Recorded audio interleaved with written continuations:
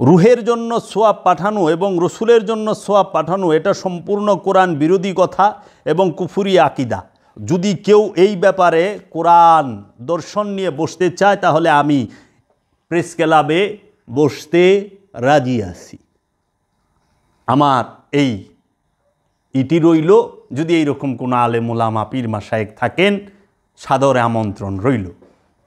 তারপরে নবী এবং রসুলের জন্য দোয়া করা এবং রুহে মাগফিরাত এবং সোয়াব পাঠানো আমাদেরকে কে শিখিয়েছে? তাহলে আমার প্রশ্ন যে নবী এবং রসুলের জন্য দোয়া করা এবং রুহের মাগফিরাত কামনা করা, রুহে সোয়াব পাঠানো, এটা আমাদেরকে কে শিখাইল? কই থেকে শিখলাম আমরা? এই উমাইয়া আব্বাসিয়া রাজবংশ শিখাইছে, তাদের বেতনখোর মৌলবীরা। রসুলের শান, খোদার শান তারা স্বীকার করে না। আপনি যুদ্ধ করে দেশ স্বাধীন করছেন, হানাদার বাহিনীর বিরুদ্ধে যুদ্ধ করে দেশ স্বাধীন করছেন, কাফেরদের বিরুদ্ধে যুদ্ধ করে মক্কা মদিনা স্বাধীন করছেন, ঠিক আছে। শয়তানের বিরুদ্ধে যুদ্ধ করে নফস স্বাধীন করতে পারছেন? কাফেরগো বিরুদ্ধে যুদ্ধ কইরা মসজিদুল আকসা স্বাধীন করলেন, কাবা স্বাধীন করলেন, মক্কা স্বাধীন করলেন, মদিনা স্বাধীন করছেন, ঠিক আছে। বাংলাদেশের মুক্তিযুদ্ধ কইরা আপনি হানাদার বাহিনীর বিরুদ্ধে দেশ স্বাধীন করছেন, কিন্তু আপনি খান্নাসরূপী শয়তানের বিরুদ্ধে যুদ্ধ কইরা জিহাদ কইরা আপনি নফস স্বাধীন করতে পারছেন না। আপনার নফস তো স্বাধীন নয়। এর জন্য দেশ স্বাধীন করছেন, মক্কা মদিনা স্বাধীন করছেন, নফসকে স্বাধীন করবেন না? কারণ আপনার সমস্ত কিছু তো আপনারই বহন করতে হবে। একটু চিন্তা করি। দেখেন উহাবি উমাইয়া আব্বাসিয়া গো চালটা আবুল আহাবরও সোমবার দিন জান্নাতে ঢুকাইছে ওরা, কিন্তু আল্লাহর নবীর মা বাপে এবং আল্লাহর নবীকে যিনি পাইলা লাইলা বড় করছে তার দাদা এবং তার আপন চাচা ইমাম আবু তালিব আলাইহিস সালাতু ওয়াস সালাম, মাওলা আলীর বাবা, এরা জাহান্নামী বলে। নাউজুবিল্লাহি মিন যালিক, নাউজুবিল্লাহি মিন যালিক। আল্লাহর নালত এই সমস্ত মোল্লার উপরে। ছি ছি, ধিক্কার। যারা আবুল আহাবরে স্বর্গে পাঠায়, আবু সুফিয়ানরে স্বর্গে পাঠায়, আর মাওলা আলীর বাপেরে বলে কয় সে বলে জাহান্নামে। আরে মাওলা আলীর বাবা যদি না থাকতো, মুহাম্মদ সাল্লাল্লাহু আলাইহি সাল্লামরে লাইলা পাইলা বড় কে করতো? কে করতো বড়? মাওলা আলীর বাবার মতো বড় ইমানদার আছে রে? মাওলা আলীর ইমাম আবু তালেব আলাইহিস সালাতু ওয়াস সালাম কে? এইটা ইহুদি এবং এই উমাইয়া আব্বাসিয়া রাজবংশের চক্রান্ত। খবরদার, ভুল ওই কথা বললেন না। দেখেন ইমাম আবু তালিব আলাইহিস সালাম দুইটা সন্তান লাইলা পাইলা বড় করছে, দুইজন সন্তান লাইলা পাইলা বড় করছে। একজন হইছে মুহাম্মদ সাল্লাল্লাহু আলাইহি সাল্লাম, আরেকজন হইছে মাওলা আলী। আর ওই উমাইয়া আব্বাসে আবু সুফিয়ান দুইটা পোলাপান পাইলা বড় করছে, একটা হইছে মবিয়া আর একটা হইছে জাউরা ইয়াজিদ। ওরা হাদিস বানাইছে যে আবু সুফিয়ান মাতা মুসলিমা, আবু তালিব মাতা কাফেরা, মানে আবু সুফিয়ান মুসলমান হয়ে মরছে আর আবু তালিব কাফের হয়ে মারছে। নাউজুবিল্লাহি মিন যালিক। উটি তো মুনাফেক, বেঈমান, ওগিনা আবার মুসলমান হইল কবে? চক্রান্ত। মহানবীকে লাইলা বাইলা, যে নাকি মহানবীর আগমনের খুশিতে আঙ্গুল দেয়, ইশারা করলে হ্যাঁ সোমবার দিন সব পায়ে আঙ্গুল দেয়, মধু টধু। আর যে নাকি লাইলা বাইলা বড় করছে সে ছি ছি ছি ছি, জাহান্নামে গেল। লা হাওলা ওয়ালা কুওয়াতা ইল্লা বিল্লাহ। মহানবী হাজরে আসতে একবার ঠোঁট লাগাইছে, সারা জীবন চুম্বন করো। মহানবী একবার পা রাখছে ইব্রাহিম নবী, সেইখানে চুম্বন করো, সেইখান থেকে মুসল্লা নেও। আর মহানবী যেই বুকের উপরে সর্বক্ষণ খাড়ায় থাকছে, মহানবী তো তার চাচার বুকের উপরে বৈশা থাকছে, শুইছে, ঘুমাইছে, খাইছে তারটা। যদি মহানবীর চাচা মাওলা আলীর বাবা কাফেরি হয়, তাহলে মহানবী খায়া বড় হইল কারটা? এটা কত বড় জালিমের কথা, কত বড় অপমানজনক কথা, সূক্ষ্মভাবে অপমান। মুসলমানের মাথায় কিচ্ছু নাই, গোবর দিয়া আর গু দিয়া বোঝাই যে মহানবী 17 বছর পর্যন্ত মাওলা আলীর বাবা মহানবীকে পালছে, 17 বছর পর্যন্ত। আর মহানবীর 52 বছর বয়স পর্যন্ত মাওলা আলীর বাবা মহানবীর সাথে ছিল। তাইলে মহানবী কার ঘরে খাইল? মুসা তো দায়ের দুধ পান করে নাই, মুশরিকের দুধ পান করে নাই, তো মহানবী কার ঘরে খাইল?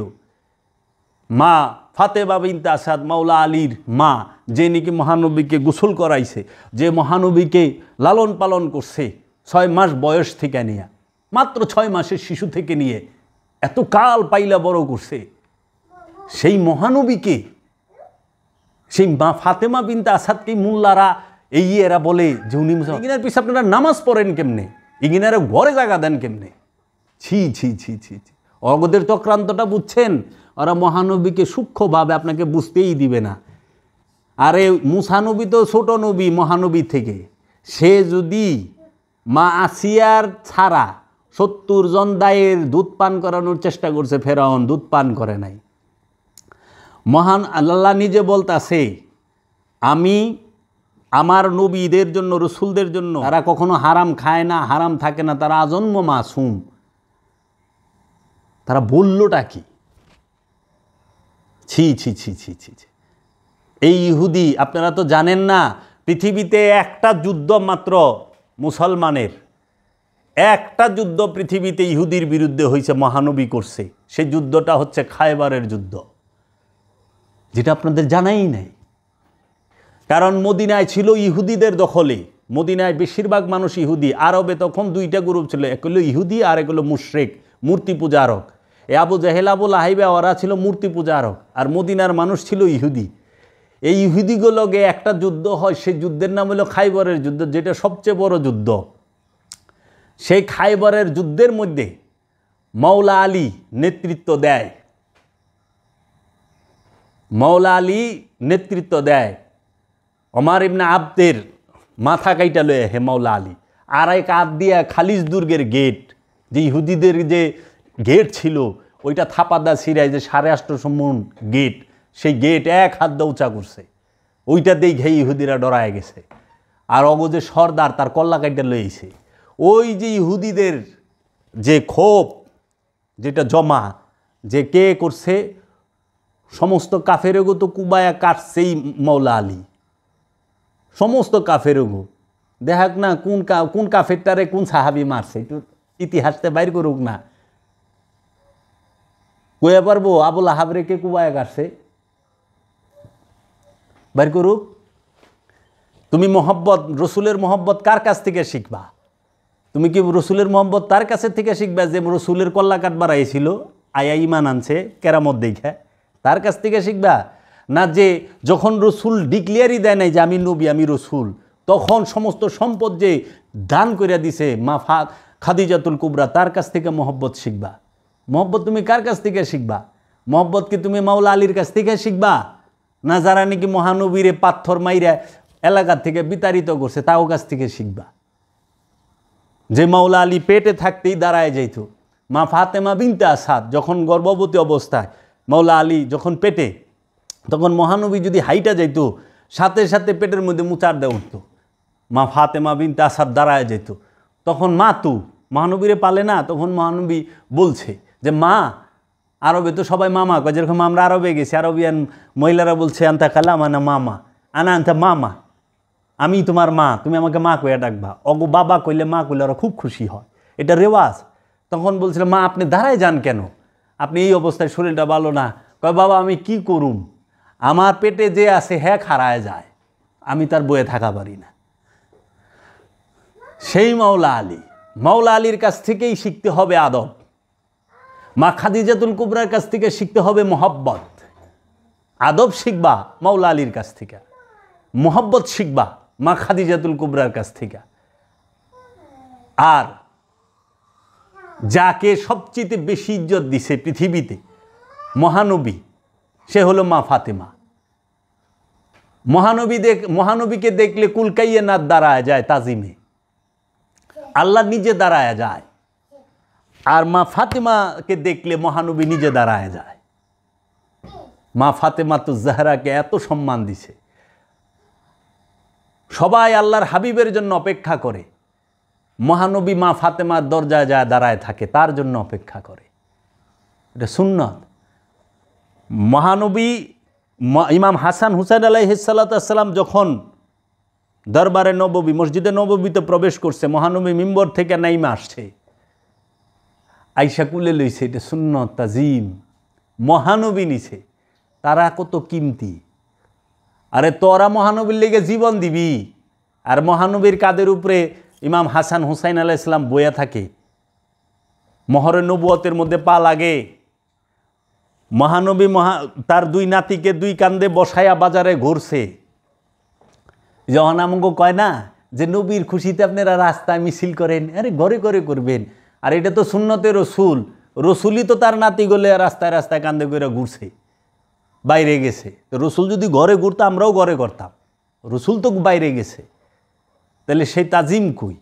মহানবীর কাঁধে কে উঠছে?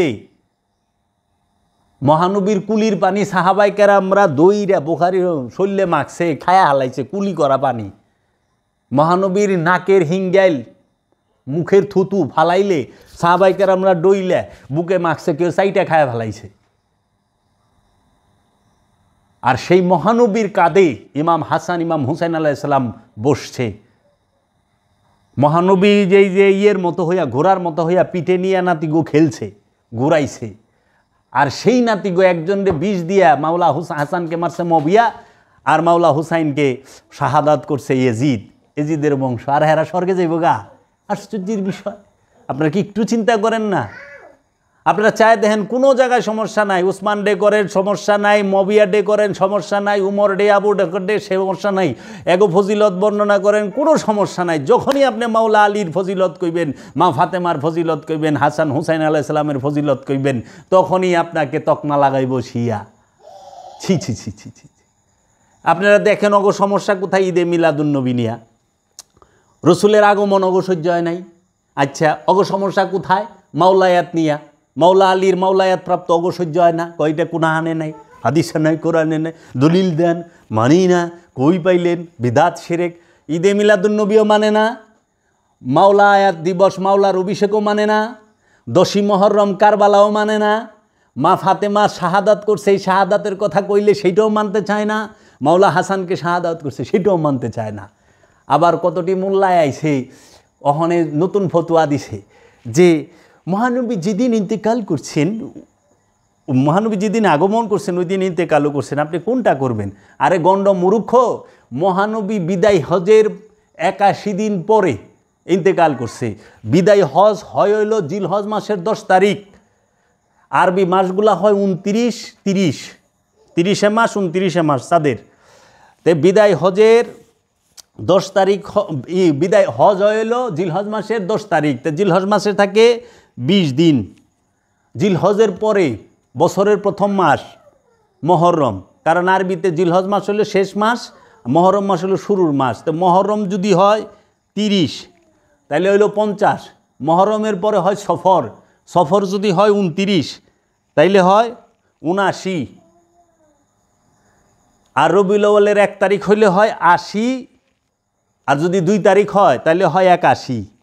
মহানবী বিদায় হজের পরে 81তম দিনে ইন্তেকাল করছে। তার মানে মহানবীর ইন্তেকালের দিন হইল কি রবিউল আউয়ালের মাসের 1/2।